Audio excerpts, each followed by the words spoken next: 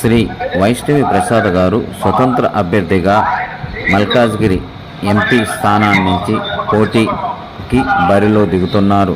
సంఘీభావ సభ ఎం convention centre Medipalli నుంచి మాట్లాడుతూ వివరాలు తెలిపారు.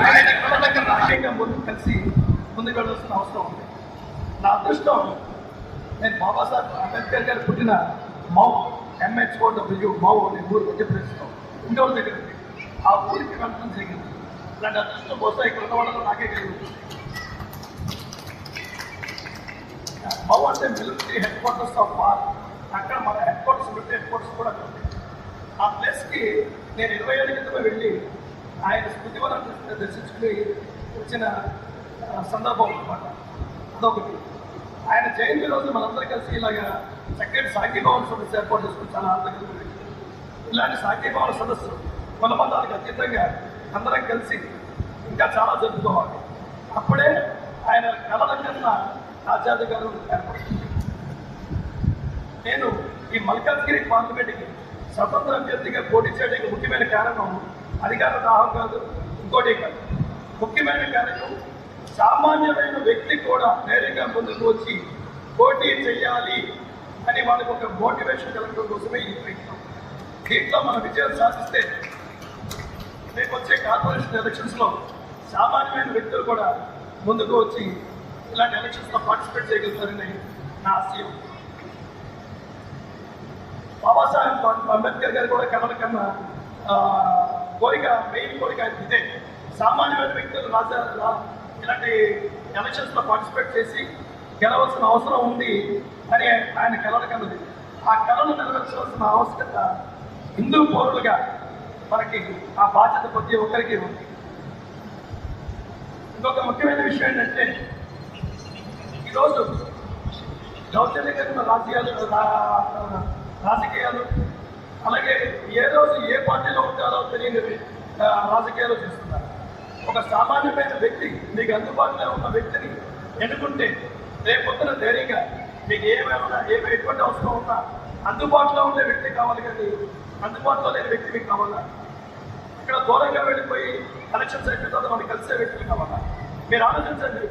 ఇప్పటికే జరిగిన ఎలక్షన్స్లో మీకు ఎలక్షన్స్ టైంలో వచ్చి కనబడిన నాయకుడు దాని తర్వాత మీతో మమేకమై కలిశాడా, ముందుకు సాగాడా?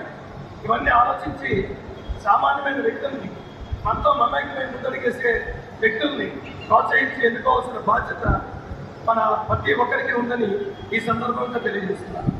నేను వైష్ణవి ప్రసాద్గా మా పుస్తకానికి నా పేరు మీకు తెలుసుకుని నేను ఇంకా మనకి ఎలక్షన్ గుర్తనేది కాదా.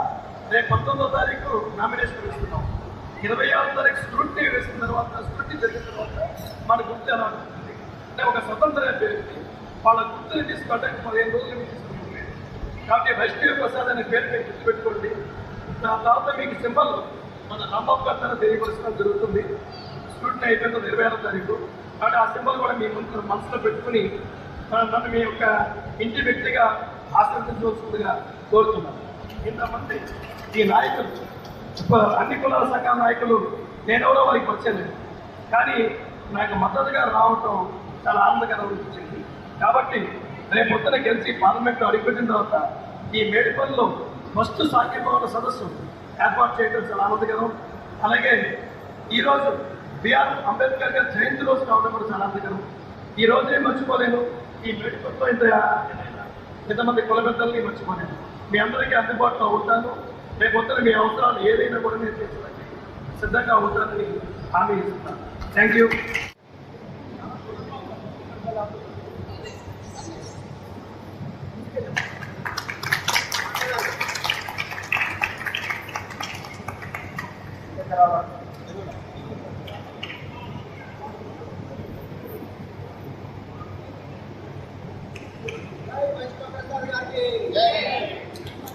जिंदाबाद वैष्णवी प्रसाद गारी नायकत्व, जिंदाबाद वैष्णवी प्रसाद गारी नायकत्व.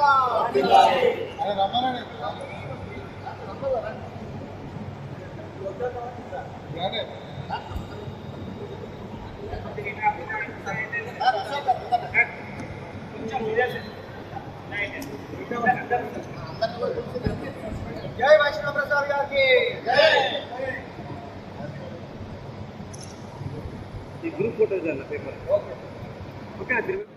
వైష్ణవి ప్రసాద్, ఇండియాలో శేషసాయి వరప్రసాద్ అని వైష్ణవి ప్రసాద్గా పిలుస్తున్నారు. నేను మల్కాజ్గిరి పార్లమెంట్ స్వతంత్ర అభ్యర్థిగా ఈరోజు రాజ్యాంగ నిర్మాత ఆయన పుట్టినరోజు నాడు మన ఈ మేడిపల్లిలో ఆయన సంఘీభావ సదస్సు అన్ని కులాలతో మనం ఏర్పరచుకోవడం చాలా ఆనందకరమైన విషయం. ఎందుకంటే అనుకోకుండా మేము అనుకోవటం ఈ సదస్సు పెట్టుకోవాలి, ఈ సదస్సు ఏర్పాటు చేసిన రాపాక రాంబాబు గారు పెట్టడం, అదే రోజు ఆయన జయంతి అవడం కాకతాళీయంగా జరిగింది. అలాగే చాలా ఆనందకరమైన విషయం ఏంటంటే నేను 20 years బ్యాకే మౌ అనే పట్టణం అంటే మా విలేజ్ ఆ విలేజ్కి నేను అంటే మన బాబాసాహెబ్ అంబేద్కర్ పుట్టిన ప్రదేశం, ఆ ప్రదేశాన్ని 20 ఏళ్ల క్రితమే నేను మధ్యప్రదేశ్ దగ్గర ఇండోర్లో ఒక ఎగ్జామ్ రాయడానికి వెళ్ళినప్పుడు ఆ మౌ అనే పట్టణంలో దిగి ఆయన స్మృతివనాన్ని సందర్శించుకోవడం కూడా జరిగింది. ఇలాంటి సాంఘీభావన సదస్సులు ఏర్పరచుకోవాలనేదే ఆయన లక్ష్యం. అంటే కులాలకి మతాలకి అతీతంగా అందరం కలిసి ముందుకు వెళ్ళాల్సిన ఆవశ్యకత ఈరోజు ఏర్పడింది. అది ఏర్పడినప్పుడే మన హిందూ ధర్మం గట్టిగా నిలబడుతుంది. హిందూ ధర్మం రక్షించాల్సిన అవసరం మనకు ఉంది. కాబట్టి హిందూ ధర్మం రక్షించాలి అంటే మనం ప్రతి కులాలకి అతీతంగా అన్ని కులాలని కలుపుకొని ముందడుగు వేయాల్సిన అవసరం. ఈరోజు ఎలక్షన్స్లో సామాన్య వ్యక్తి పోటీ చేయాలంటే భయపడుతున్నారు, ఓటు వేయడానికే భయపడుతున్నారు. అలాంటి స్థితిలో సామాన్యమైన వ్యక్తులు కూడా పోటీ చేయవలసిన అవసరం ఉందని తెలియపరచడం కోసం నేను ఈరోజు ఈ ధైర్యం చేసి మల్కాజ్గిరి పార్లమెంట్ అంటే దేశంలోనే కాకుండా ఏషియాలో అతిపెద్ద నియోజకవర్గమైన ఈ మల్కాజ్గిరిని ఎన్నుకోవడం జరిగింది. ఎందుకంటే ఇది ఒక మినీ ఇండియా. ఈ దీంట్లో అన్ని రకాల కులాలకి సంబంధించిన వ్యక్తులు చక్కగా దీంట్లో ఈ మినీ ఇండియాలో ఉన్నారు. కాబట్టి ఇలాంటి చోట పోటీ చేసి గెలిస్తే అంబేద్కర్ గారి ఆశయాలు నెరవేర్చిన వాళ్ళు అవుతారు. ఎందుకంటే ఆయన ఆశయం ఒక సామాన్య వ్యక్తులు పార్లమెంట్లో అడుగుపెట్టాలనేది ఆయన కోరిక. ఆ కోరిక నెరవేర్చవలసిన అవసరం ఈరోజు మనందరి మీద ఉంది. కాబట్టి నేను ఆ ధైర్యం చేసి ముందుకు వచ్చాను. దయచేసి ప్రతి ఓటరు ఈ మల్కాజ్గిరి పార్లమెంట్లో నన్ను ఆశీర్వదించి అంబేద్కర్ పార్లమెంట్కి పంపించాలని విన్నవించుకుంటున్నాను. మల్కాజ్గిరి ప్రజలకు మీరు ఏ విధంగా వెళ్ళాలనుకుంటున్నారు? ప్రజలకు మీరు అధికారంలోకి వస్తే ఎలాంటి మార్పు చేయాలనుకుంటున్నారు? మల్కాజ్గిరి పార్లమెంట్లో చాలా సమస్యలు ఉన్నాయి. అతిపెద్ద నియోజకవర్గం ఎలాగో అతి ఎక్కువ సమస్యలు ఉన్న ప్రాంతం కూడా ఈ మల్కాజ్గిరి ప్రాంతం. నేను ఎందుకంటే ఈ మధ్య ప్రచారంలో తిరుగుతున్నప్పుడు ఇటు ఇండస్ట్రియల్ ఏరియా అతిపెద్ద కారిడార్ అయిన ఇండస్ట్రియల్ ఏరియా ఉన్న ప్రాంతం మల్కాజ్గిరి. ఈ మల్కాజ్గిరిలో దాంట్లో చూస్తుంటే మూతపడిపోయిన పరిస్థితులు ఎక్కువ ఉన్నాయి. ఈరోజు వీటిని తెరిపించవలసిన అవసరం మనకుంది. ఇప్పటిదాకా గెలిచిన ఏ నాయకుడైనా ఈ విషయం ఆలోచించాలా? అదే దాంట్లో ఆ పరిశ్రమలు చిక్కి యూనిట్స్ తెరిపించాలి, అవి లేకపోతే కొత్త పరిశ్రమలు రప్పించాలి. ఇలా రప్పించడం వల్ల ఈ మల్కాజ్గిరి ప్రాంతం చక్కగా అభివృద్ధి చెందుతుంది.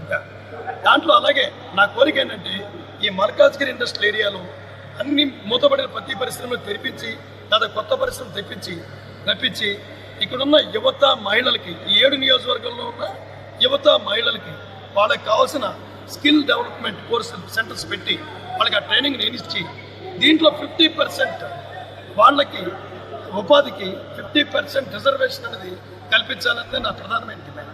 ఎందుకంటే ఈ మల్కాజ్గిరి పరిశ్రమ ప్రాంతంలో ఎక్కువ పొల్యూషన్ కానీ ఏదైనా సరే అనిపించేది ఇక్కడ ప్రజలే. కాబట్టి ఇక్కడ ప్రజలకి ఆ హక్కు ఉంది. 50% రిజర్వేషన్ పొందవలసిన హక్కు ఇక్కడ ఉన్న ప్రజలకు ఉంది. కాబట్టి అది తీర్చడం కోసం, ఆ కోరిక నెరవేర్చడం కోసం నేను నా వంతు ప్రయత్నం నేను చేస్తాను. తెలంగాణలో కాంగ్రెస్ పార్టీ ఇక్కడ ఖచ్చితంగా ఇప్పటికే నేను విజయం సాధించానని అనుకుంటున్నాను. ఎందుకంటే 5 ఏళ్ళు పనిచేసిన మన ముఖ్యమంత్రి గారు ఇక్కడ పార్లమెంట్ మెంబర్ ప్రస్తుతం ఆయన ఏం చేశారు? డెవలప్మెంట్ నేను 100% ఖచ్చితంగా ఎటువంటి డెవలప్మెంట్ జరగలేదు ఈ మల్కాజ్గిరి నియోజకవర్గంలో. ప్లస్ ఆ రోజు ఆయన పార్లమెంట్ మెంబర్ అయినా ఇక్కడే అధికారం లేదు, సెంట్రల్లోనూ అధికారం లేదు. అలాగే ఇంతకుముందు గెలిచిన నాయకులు ఏ అభివృద్ధి చేశారు? ఎటువంటి అభివృద్ధి ఈ మల్కాజ్గిరి నగరంలో జరగలేదు. సిక్ యూనిట్స్ 20 ఏళ్ళ నుంచి మూతపడిపోయిన ఈ పరిశ్రమలు ఎందుకు తెరిపించలేకపోయారు? ఇక్కడ యువతకి ఎందుకు ఉపాధి కల్పించలేకపోయారు? కాబట్టి ఇవన్నీ నా ప్రధానమైన డిమాండ్స్. ఇవన్నీ నెరవేర్చవలసిన అవసరం ఉంది. ఇవి నెరవేర్చాలి అంటే మళ్ళాంటి సామాన్యమైన వ్యక్తి రాజకీయాల్లోకి వచ్చి గెలిచి ముందుకు వెళ్ళవలసిన అవసరం ఉంది.